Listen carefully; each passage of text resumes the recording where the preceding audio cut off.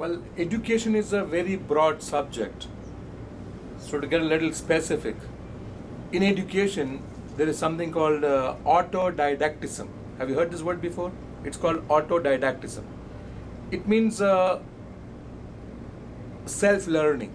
It directly implies that you have to learn by yourself. So perhaps you have skipped out of a formal training program or a formal method of education or certification. Don't panic, don't worry about it. So autodidactism allows you to do a self-learning, in which case you have to choose what you want to learn. Primarily you make a decision by choosing that you want to learn a specific subject. You want to choose that as your career, you want to get domain expertise in that subject, and you want specialization in that subject. These three things are very important to be able to learn it. You will have to choose it as a career, you will have to choose that as your domain expertise, and do everything to become specialist in that subject.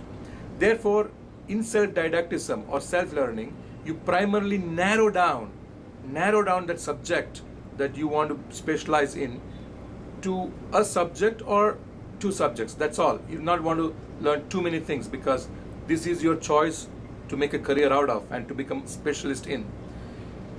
So this type of education is something you have to learn by yourself. So you got to be very self-motivated. You have to have an inner compass where from inside you the drive has to come repeatedly. So now you're going to have to create an environment, a circumstance, or an ecosystem around you that will push you to get that inner drive out of you repeatedly. Because externally you may at best get a little inspiration, that's all. But you're going to have to keep on driving you. Every time you feel disheartened, every time you have obstacles, challenges, hostilities that makes you demoralized, you're going to have to kickstart some drive in you to come back, because this is autodidactism, where you're going to have an inner compass that keeps on kickstarting by itself. So now you're going to have to make a routine and a very strict timetable to adhere to, so that the circumstance and the ecosystem is conducive for you to have that inner start repeatedly every time you have reasons to be a little demoralized. Here there is no room for feeling bored or feeling lonely or having some kind of mood swings, because you're going to have to reorient yourself repeatedly. You're going to have to relearn and reinvent yourself every day, because you're going to have a habitat that's going to strictly make you adhere to the timetable that you have set. So you need to set a goal that 1 year from now you will be the specialist in your choicest, or the domain that you have chosen, the stream that you have decided to move into. You're going to have to create a roadmap to reach the specialization, perhaps if you have set time duration of 1 year. If that is the case, you're going to have to divide that 1 year into maybe 24 steps, that every fortnightly you need to take stock of situation, tie up the loose ends. So you're going to have to make baby steps, that every fortnight this is going to be your achievement, and the next fortnight that is going to be your achievement. So in the end of 1 month, because you're going to have to plan to set a goal 12 months from now, if you have done that as your timeline, and then you're going to have to make these baby steps, and each baby steps you need achievements. So maybe you may even want to split that fortnight into 2 weeks and make a milestone of achievement every weekend. And every weekend you're going to have to take stock of situation, whether you have achieved what you have set out to do by the end of that week, because only then cumulatively, then only collectively by the end of the year you would have set your focus on that particular goal, and you're going to be able to accomplish something. This is the risks involved in self-learning or autodidactism. Now, this path that you create, this route, it must be like a tunnel that has no other distractions within the tunnel. The tunnel must be set for you. The route is set so that you keep your focus on your goal. You may make another set of a list of things, a bucket that has distractions in it. So every time you feel distracted, you feel you want to backtrack, you want to you want to digress from your focus, immediately identify those things and dump them in that bucket called distraction bucket. It could be even old acquaintances, it could be some peer, it could be some people whom you have thought as your friends, or your social people that you have to give some social etiquettes to. Maybe you want to just give them a holiday for 1 year, because you're going to have to create a tunnel which is clearly taking you to your focus goal. Where you set the goal, you're going to have to keep the focus on the goal. So everything else that is not directly connected with your goal and directly keeping your focus on the goal, things that are not helping you to arrest your focus on the goal, is a distraction. So eliminate them after identifying them. And then you need to understand the fabric of the knowledge that you're pursuing, the stream that you have chosen.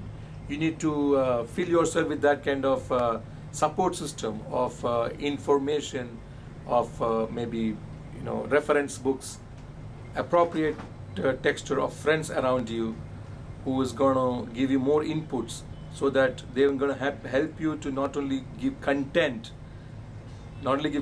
to your chosen field of study, where you want to keep the focus on that goal. That kind of texture of environment, habitat of people in the habitat who is going to help you to arrest your focus on your goal. And once you have done that, you need to further evaluate and examine whether you are achieving the target and the results, and have an auditor to check whether you are covering the milestones, achieving week after week what you have set out to achieve. So it's very important in autodidactism, when you choose to learn yourself the things, to create environment, circumstance, ecosystem, habitat that arrests your focus on the goal. Identify the distractions which are not directly helping you to reach your chosen goal, and eliminate them. Create a tunnel for the stipulated time period, so that you become a specialist. And why do you have to be a specialist? Because the world needs specialists.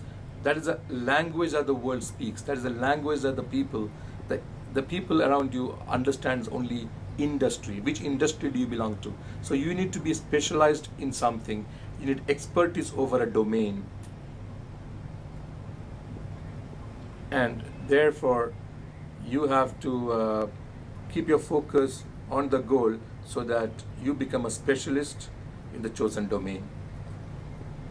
This is one of the type of education where you deal with yourself, where your inner compass motivates you, where you do not seek external stimulation from people or classrooms to get you to your specialization. After having done that, it's very important to formalize. You need to get certified, you need to get certificates, you need to accumulate a lot of portfolio as evidence that you have achieved this. You need to formalize your education, because again, the people around you understands their certification about your specialization. The people around you understands your specializations, and not just a generic understanding of things. A detailed specialization and certifications from other people, being audited, and submit yourself to be examined in that relevant domain, so that you can prove your specialization about it and formalize all of this. To be able to formalize this, you may need to keep a set of documents. You need to document what you have done every day. You need to report what you have done to other people also, so that there is a comparison. There is a comparative studies, and somebody else also keeps track of what you're doing, and somebody else knows that you are pursuing a specific domain, that you're pursuing a specific goal. And at the same time, document what you're doing repeatedly, so that you have, in hindsight, you have references and how you have achieved various things. So this is going to boost your confidence. So every time you're going to see that you have achieved something in the last week, that's going to be a diving board for the next week. And whenever you feel a little mood swings, you feel a little bored, you can look back at the achievements you have done in the last 3 months. And for that, you need immense documentation, because that reading back through what you've already achieved the last 3 months is going to give you further impetus to push you forward so that you keep your goal on the focus. So documentation and reporting is integral part of autodidactism.